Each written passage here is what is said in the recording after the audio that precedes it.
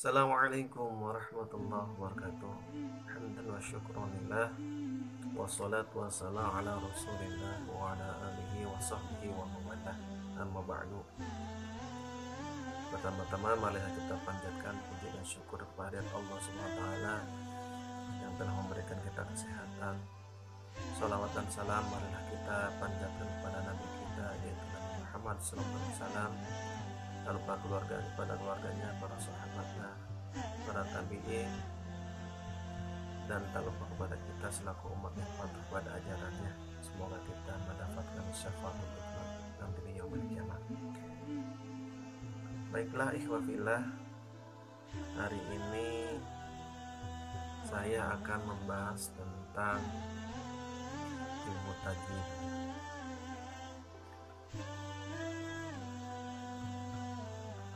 Di dalam Quran surat Al-Muzammil dikatakan, A'udzubillahi minasyaitonirrajim. Bismillahirrahmanirrahim. Warattilil Qur'ana tartila. Di dalam membaca Al-Quran kita harus tartil, harus perlahan-lahan, harus benar. Apa yang maksud dengan perlahan-lahan atau benar? Di dalam membaca Al-Quran kita harus memperhatikan rambu-rambunya, harus dengan ilmu tajwidnya. Baiklah teman-teman, apa sih ilmu tajwid? Ilmu tajwid itu dalam bahasa al-idhiyanu bil jayyidi, yang artinya itu mendatangkan kepada yang bagus-bagus. Apa maksudnya? Apabila misalkan kita dalam membaca Al-Quran tidak mengetahui ilmu tajwid, tidak tahu panjang pendeknya atau dan lain-lainnya, awalnya tidak tahu, jadi memperbagus di dalam membaca Al-Quran. Itu maksudnya mendatangkan pada yang bagus-bagus. Yang jadi pertanyaan, apa hukumnya kita mencari atau menuntut ilmu tajwid? Kita belajar ilmu tajwid, apa hukumnya? Hukumnya mempelajari ilmu tajwid. Hukum mempelajari ilmu tajwid itu ada fardu kifayah. Apa maksud fardu kifayah? Apabila misalkan di dalam satu kampung itu ada satu orang atau dua orang yang mempelajari ilmu tajwid, maka tidak dosa pada yang lainnya. Sedangkan mempraktekkan ilmu tajwid tersebut ke dalam Al-Quran, itu hukumnya fardu ain. Apabila kita tidak dipraktikkan, maka kita berdosa. Itu. Baiklah teman-teman, ada berapa secara garis besar ilmu tajwid? Ada berapa bagian? Ilmu tajwid itu ada 5 bagian ya teman-teman. Ilmu tajwid itu ada 5 bagian secara garis besarnya. Oke, ini ada 5 bagian secara garis besarnya. Yang pertama ada ahkamul madi wal qasar. Apa artinya? Hukum panjang dengan pendek. Contohnya yang kita ketahui berbagai macam mad, misalnya ada mad tabi'i, ada mad iwad, ada mad jaiz munfasil, ada mad wajib muttasil, ada mad silah qasirah, mad silah tawilah, terus ada mad farq, terus ada mad lazim dan lain-lain ya. Untuk pembahasan secara satu persatu, insya Allah ntar kita akan jelaskan satu persatu tentang mad tersebut. Jadi yang pertama itu ada ahkamul madi wal qasar, hukum panjang dengan pendek. Misalnya Bismillahirrahmanirrahim. Kalau misalkan kita tidak mengetahui hukum panjang dan pendeknya, misalnya Bismillahirrahmanirrahim, sekilas kalau kita tidak mempelajari ilmu tajwid itu kayak benar, padahal itu fatal kesalahannya, banyak sekali kesalahannya. Di sana kita harus mengetahui mana yang harus panjang, mana yang harus pendek. Panjangnya biasanya ada yang 2 harkat, 3 harkat, 4 harkat, 5 harkat, dan 6 harkat. Kita harus mengetahui mad mana saja yang 2 harkat, yang 3 harkat, 4 harkat, 5 harkat, dan 6 harkat. Itu yang pertama tentang ahkamul madi wal qasar. Jadi tajwid itu yang pertama ahkamul madi wal qasar. Yang kedua ada ahkamul huruf. Apa maksudnya? Hukum huruf ya. Yang kita ketahui contohnya misalnya ada idhar, ada ikhfa, ada idgham, ya, ada iklab. Itu namanya hukum huruf. Tapi itu bagiannya termasuk hukum nun mati dengan tanwin.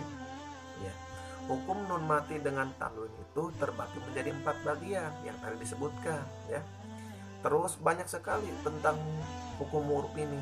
Misalnya ada hukum qalqalah, ada hukum alif lam, ada hukum mim mati, ada hukum ro ya, dan lain-lain.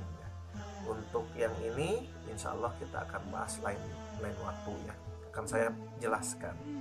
Jadi yang kedua itu adalah ahkamul huruf. Oke, kita ulang. Yang pertama ada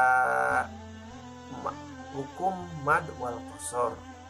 Jadi hukum panjang dengan pendek. Yang kedua ada ahkamul huruf, hukum huruf. Lanjut yang ketiga teman-teman. Yang ketiga ada namanya makhrajul huruf. Apa makhrajul huruf? Artinya itu tempat keluarnya huruf. Huruf hijaiyah itu ada 28. Mereka ya, huruf tersebut memiliki rumah masing-masing. Ada yang satu rumah, ada yang berbeda rumah. Ada satu rumahnya 2 huruf, 3 huruf ya. Itu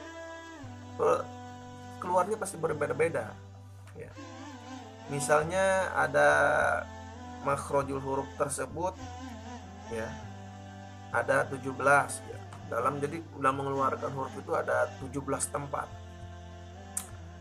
Misalnya ada jauful fami ya, aqsal halqi, adnal halqi, wastul halqi, al-khaisum, dan lain-lain banyak ya. Ini tentang makhrajul huruf insya Allah kita akan bahas di lain waktu ya. Yang intinya yang namanya huruf itu mulai dari bibir ini sampai tengah-tengah ini, sampai tenggorokan ke bawah, ini adalah tempat keluarnya huruf semuanya ya. Tempat keluarnya huruf. Oke, teman-teman, tadi yang pertama hukum mad dengan panjang, yang kedua hukum huruf, dan yang ketiga tempat keluarnya huruf ya, hukum tempat keluar huruf. Yang keempat ada namanya sifatul huruf. Jadi sifat-sifat huruf ya. Misalnya ada jahr kuat, ada hamas ya. Hamas itu kalau misalkan di dalam ininya namanya kempes ya. Contohnya huruf sin ya. Jadi kita mengucapkan huruf sin itu harus kayak ban kempes. Dan kempes kayak gimana? Sa, seperti ya. Sa gitu ya. Itu sekilas ada hamas, ada syidah, ada rahawa, isti'la, dan lain-lain. Ini sifatul huruf ada sekitar 19-an lah ya. Kita akan bahas nanti di lain waktu. Yang terakhir ada namanya ahkamul waqfi wal ibtida. Apa maksudnya?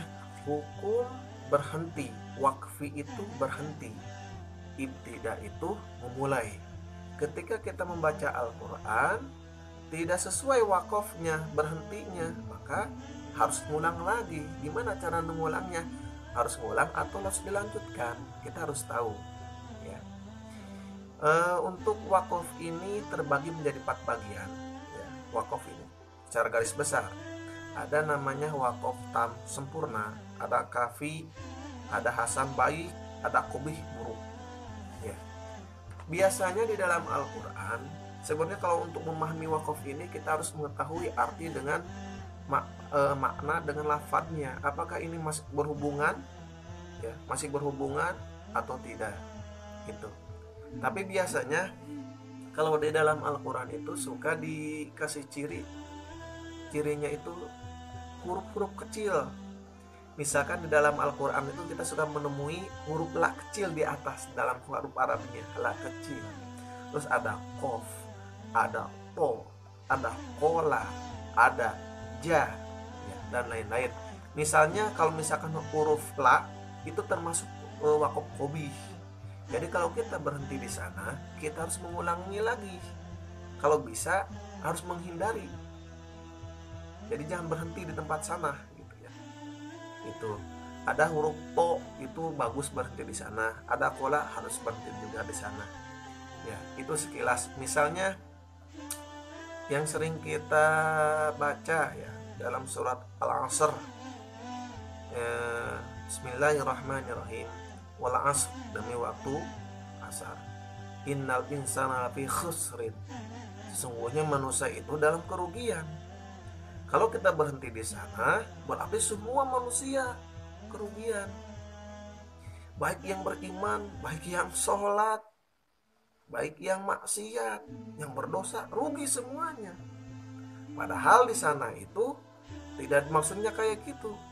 Berarti kalau kita berhenti di dalam innal insana lafi khusr, berhenti di khusr, maka itu kobih, buruk, berhenti di sana. Alangkah baiknya kita berhentinya innal insana lafi khusrin illa, ya, sesungguhnya manusia itu dalam kerugian, illa, kecuali, gitu ya. Di sana akan dijelaskan kalau di illa itu bagus berhentinya, jadi jangan di khusr, karena di khusrin itu maknanya masih berhubungan, lafadznya juga masih berhubungan, jadi kobih, jelek kalau kita berhenti di sana. Itu contohnya mengenai wakaf. Jadi kalau untuk wakaf ini kita harus mengetahui ilmu alatnya ya, maknanya kita harus tahu, lafadznya juga harus tahu apa berhubungan dan tidaknya. Tapi setidaknya kita harus mengetahui huruf-huruf kecil yang di atas ya, huruf to, la, dan lain-lain. Biasa di khusrin itu di akhir ayatnya itu ada huruf la gitu ya, walaupun di akhir ayat. Tapi kalau misalkan lafadznya masih berhubungan, maknanya masih berhubungan, berarti termasuk wakaf kobih ya. Jangan berhenti di sana, harus lewat dari sana. Baiklah teman-teman, itulah sekilas tentang ilmu tajwid secara garis besar yang harus kita ketahui.